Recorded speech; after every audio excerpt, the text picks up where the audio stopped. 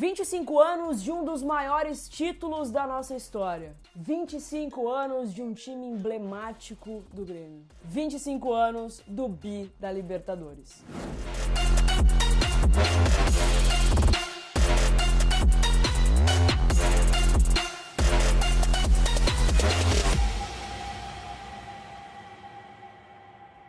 Para muitos gremistas, esse foi o título. Pelo menos, cara, da minha geração ali dos anos 90, essa conquista personificou o gremismo de muitos torcedores. Eu tinha só 6 anos e lembro muito pouco dos jogos em si, né? Lembro mais das comemorações, da festa na final, de como era grande vencer uma Libertadores e como era mais difícil também. Parecia mais difícil. Mas como jornalista eu tive o privilégio de fazer um mini documentário sobre aquela conquista no ano de 2015, quando a gente completou 20 anos do bi da Libertadores. Eu trabalhava na Globo e a gente fez um baita material pro Esporte Espetacular. Se vocês ainda não assistiram, eu vou deixar o link aqui na bio e depois tu assiste, porque vale muito a pena. E foi naquele doc que eu tive uma noção ainda maior do que representou aquele título, do que foi aquele título pro Grêmio. Cara, era um grupo de amigos comandado pelo Felipão. Nos bastidores daquela gravação, meu Deus do céu, muita risada, muita resenha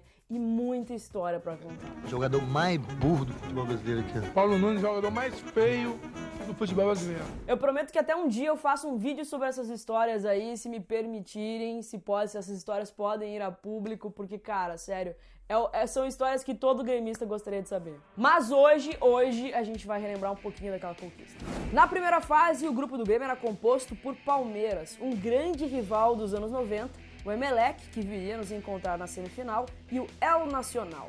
Naquela época, classificavam 3 clubes, e o Grêmio passou em segundo, com 3 vitórias, 2 empates e 1 derrota. E nas oitavas, a gente encarou o Olímpia. 3-0 lá, 2-0 aqui. Logo depois do jogo contra o Olímpia, o Grêmio decidiu a Copa do Brasil em casa contra o Corinthians, e perdemos por 1-0. Aí tu pensa, né, cara, putz, perder um título grande de Copa do Brasil em casa pode até desestabilizar um time. Pro Grêmio, serviu de incentivo. No final do jogo, o Olímpico, lotado, pulsando, cantou em uma só voz o hino do clube. Aquilo mexeu demais com os caras. Quando a gente perdeu aquela Copa do Brasil, a gente imaginou o torcedor, sei lá, brabo, vaiando ou indo embora rapidamente, e o torcedor fez exatamente o contrário. Quer dizer, a gente perdeu uma Copa do Brasil dentro de casa, não vou dizer 100%, mas praticamente 100% da torcida ficou no Olímpico e cantando o hino do clube.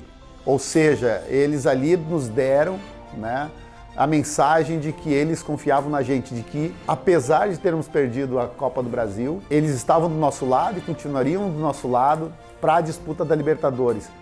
E isso foi essencial, porque no vestiário a gente desceu, nós nos unimos e colocamos a obrigação nossa de ganhar aquela Libertadores para a torcida do Grêmio. E aí, meu amigo, veio o embate contra o Palmeiras nas quartas de final. 2 embates, na verdade. Que assim, cara, foi de tirar o fôlego.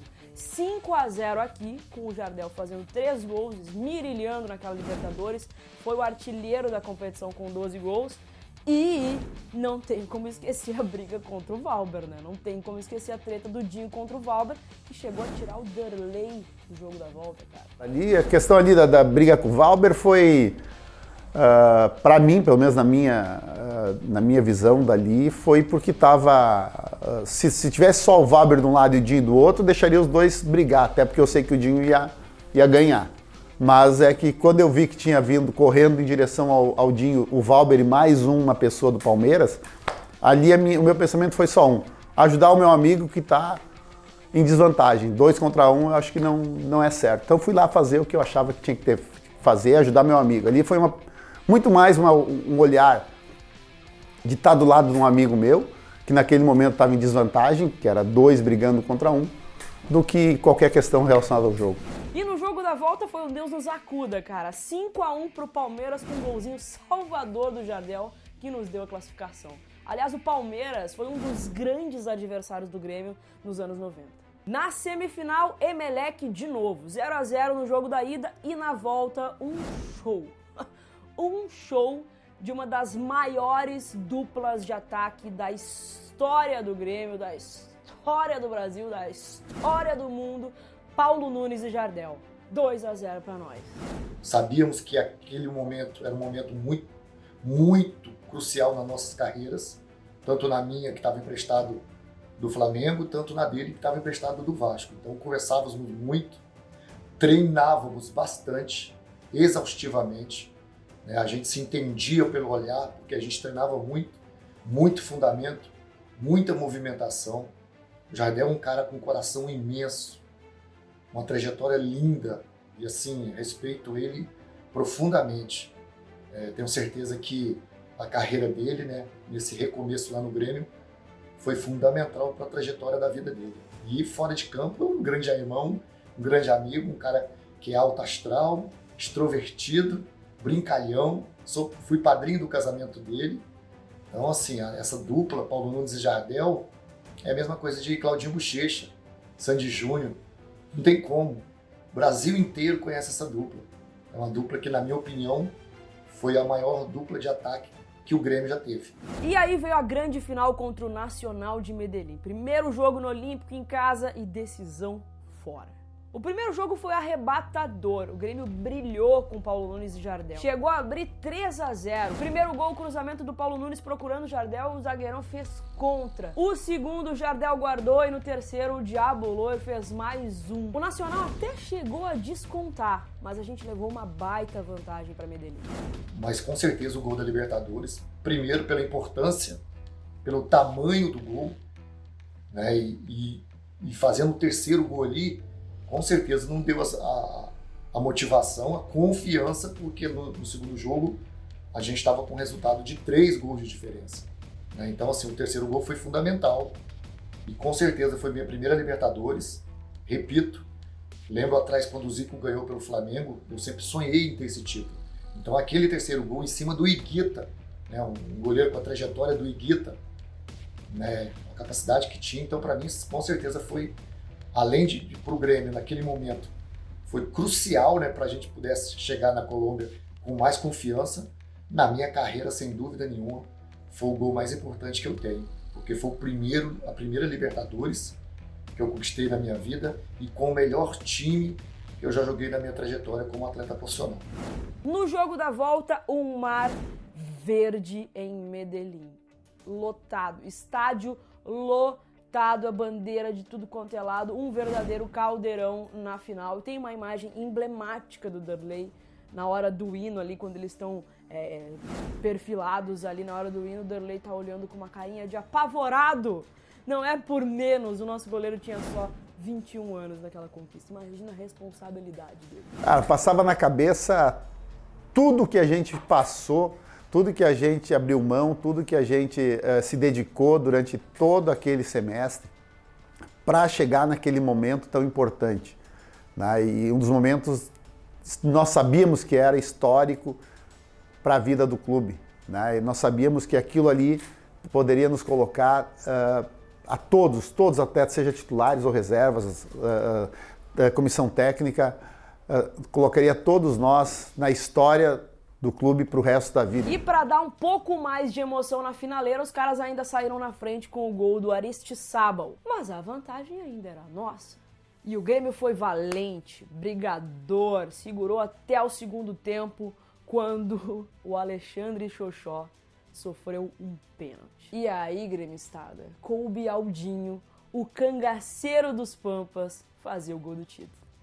É agora, Dinho no pé direito, Higuita no gol, autoriza o juiz, partiu Dinho, pé direito, bateu! Gol!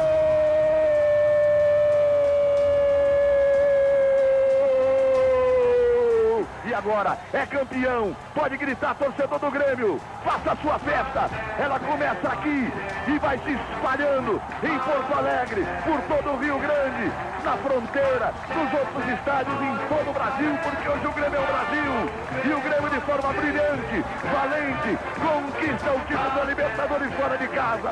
Graças a Deus que eu consegui fazer o gol e trazer o título para nós aqui, né? Para nós, para o Brasil, para o torcedor gremista e principalmente para todo aquele grupo de jogadores e comissão técnica da diretoria, que era um grupo fantástico que foi um dos melhores que eu já trabalhei. Cara, era a primeira coisa a amizade e acreditar sempre, né? Não importa se estivesse com um jogador a menos em campo, não importa, a gente sabia que a gente unido e acreditando daria certo, né? Porque a gente treinava e trabalhava muito para isso. Então, primeira coisa era a amizade, a união que a gente tinha.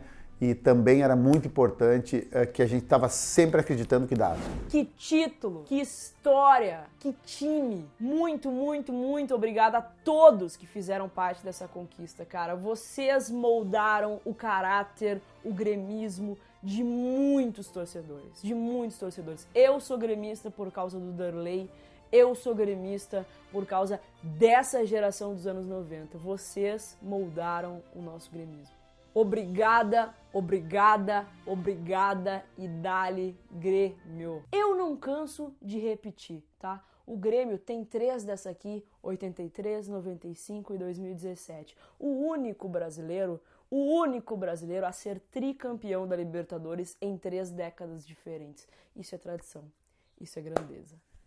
Não esquece de se inscrever no canal, fazer toda aquela coisinha e dá-lhe Grêmio, gurizada, dá-lhe Grêmio. Que coisa linda relembrar essa história. Eu estou passando aqui para mandar um parabéns para todo o torcedor gremista. Há 25 anos do Bida Libertadores, que eu tive o privilégio de estar em campo lá, de fazer o gol do título, junto com meus colegas lá, trazer esse título tão importante para a história do nosso tricolor. Então, vai um grande abraço para todos os gremistas, de coração, que vai vir muitas Libertadores, nós já ganhamos outra, né? E com certeza vai vir muitas Libertadores pela frente aí, para o nosso tricolor ganhar. Parabéns, tamo junto, dale Grêmio!